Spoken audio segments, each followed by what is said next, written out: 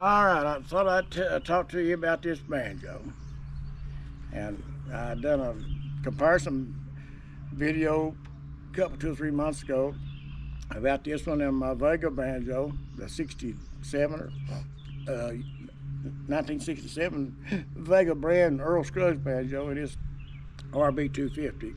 I bought this one new, I think about 1974 somewhere in there, and it was supposed to be an old stock, and it was new, hanging on the shelf.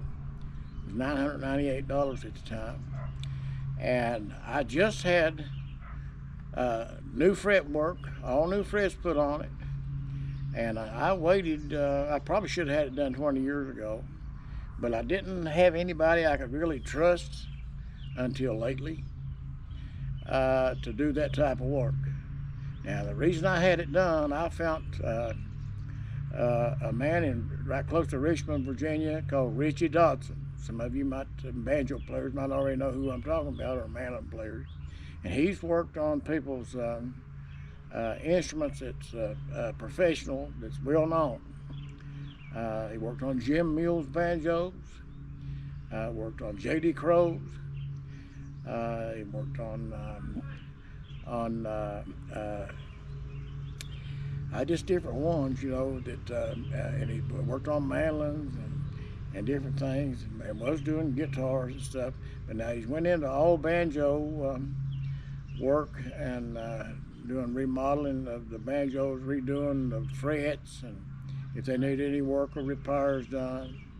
And he converts the old banjos, the tenor banjos and the plectrums, into the 5 strings, if you can find a Gibson or whatever brand you want to have done that way. Now he does that too, and he's out at Hopewell, Virginia, Richie Dodson, and he done this on this neck, and that's helped this banjo. He also bought a Dodson bridge.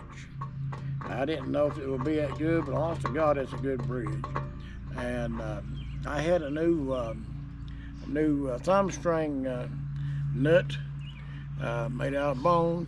He put that on there for me too. The one that was in here I had replaced, because I don't remember if I'd lost it or what a lot of years back. I had a different one put in there. It was made out of the ebony type stuff, and it just didn't have the right sound. But anyhow, I had a new thumb string nut made out of bone. He put it in. But now this is an old Vega brand slide for the thumb string capo, and I've had it on there all those years since I bought it new, instead of putting the pegs on it. People were starting to put pegs on them back then, a little bit after the time I bought this, I think. But anyway, this banjo's been a good. You tell by the way that this binding and stuff is aged that how old it is. And it's got the 40 hole, I think, tone ring in it, Gibson. Nothing's been changed except this tailpiece. And back probably 20 years ago, or maybe 30 years ago, I broke this screw right here that holds this tailpiece on here. Broke the long screw. It goes down through the middle part right here on it, and it holds that on there. I broke that screw, and I took the clamshell Gibson tailpiece off of it, and I've got it somewhere put up. And I bought this Presto or whatever it is, and put on it back then. So anyhow, and it had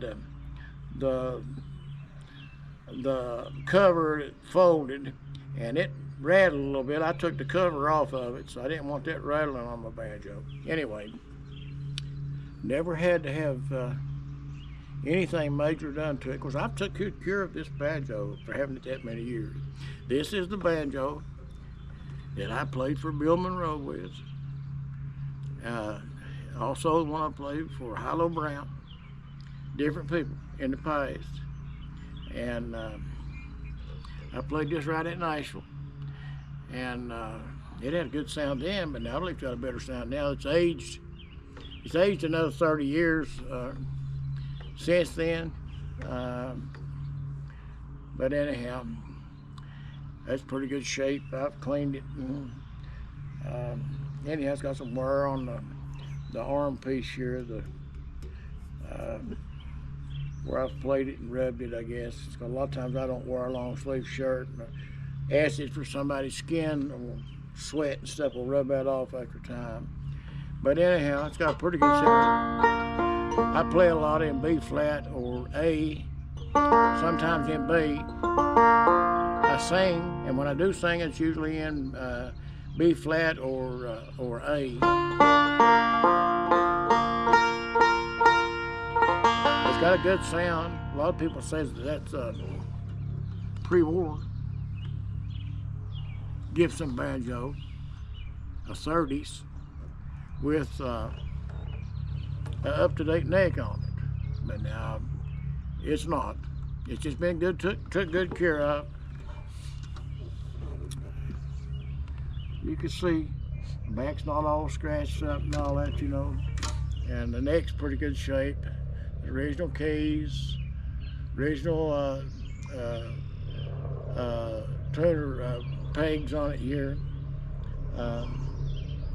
Anyhow, it's been a good band. I was well pleased with the service I got out of it. I paid $998 for it back then. Anyhow, they call this the workhorse of the Gibson Banjo, and to me it has been. I've been on the lookout for an older Granada that's been took good care of. Every once in a while I'll see one, but usually they're priced to where I don't want to. If I got the right one, I don't care to pay for it the price they want.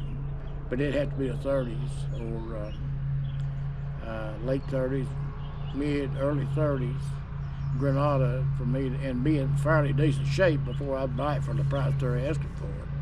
And I'd have to hear it first to play it. Don't never buy an instrument without playing it first, or hearing it first, and looking at it. You need to look at it too. You buy it online, you're taking chances. Like they got a sound clip with it that you can trust, and somebody you can trust. Because people will take and buy these stickers that's got Gibson name on them and stick them on anything, and it'll sound like a washboard when you play it. So some of them sounds pretty good. Some of these other off-brand, I call them banjos, and other brands, and a cheaper brand, every once in a while you get a good one. But now you ain't gonna get a good one all the time. And another thing, if you buy a guitar or a banjo or mandolin or something and don't try it out for yourself and be happy with it, you probably won't be happy. Because sometimes they play too hard to play, strings too far off neck might be warped. You can't hardly see that online. So that's some advice I thought I'd give you. And if you're planning on playing a banjo long term, and if you got the money to do it, invest in a pretty good grade banjo. Deering makes good banjos. Some of the other ones, that Twanger banjo's a good banjo. Anyhow, there's companies that makes good banjos. But now Gibson, as far as I know, stopped making banjos about 10 or 12 years ago after that big flood hit down in Nashville. So the price on the Gibson banjos has went up. If you can find one, and you can get it back in that's been took pretty good care of, it's going to cost you probably $3,000 or better, maybe more than that, maybe $4,000 or better for one like it, if you can find one like this. They made them up to a few years ago. But anyway, at the time this banjo cost $998, there's no way that I would sell it for that kind of money now. I like Gibson banjos, Martin guitars, and Harley Davidson motorcycles. And I've got my own reasons. I've owned 3 Harleys. I owned one Yamaha one time, but that was the only one I owned. Now I've owned 3 Harleys since I was about 19 years old, and I'm almost 70, and I've still got one. But anyhow, this is about banjos. And a Gibson Banjo is a good banjo. They tune good, they hold tune good, and you can hear it. It just rings, it rings. Listen, just listen to this.